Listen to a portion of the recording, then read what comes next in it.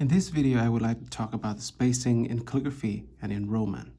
So space between two letters is the area that limited by the letter, previous letter and the next letter and the x high.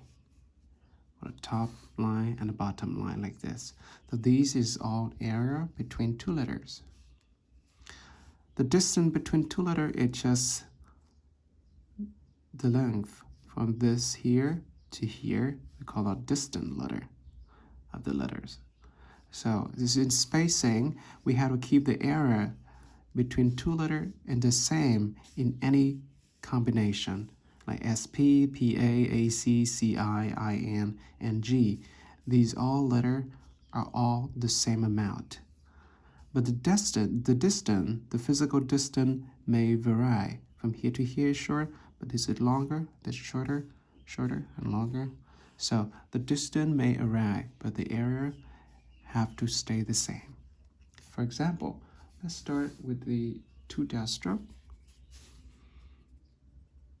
like that.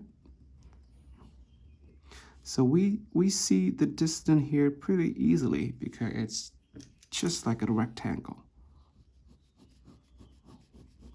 Now what happens if we replace this stroke by a diagonal stroke? To keep the same area, we have to move the physical distance of these two strokes a little bit closer to each other. So made it going down here, right?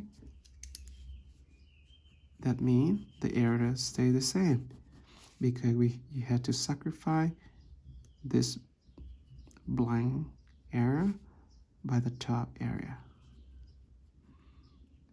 It's just geometrical here. So this area is about the same to this area.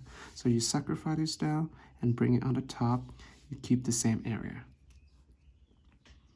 Now the same to that, if we replace the diagonal stroke with a curve. So we have to move the physical distance between these two strokes closer to each other, but the area between two strokes is the same. Now, similar to that, we have two diagonal strokes, so they have to be very, very close to each other, like that, for example. So the area is the same, or the diagonal and the curve.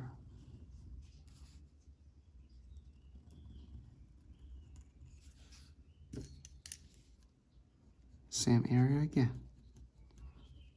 So that's it. That is the basic rule of spacing. Keep the same area, but move the distance around.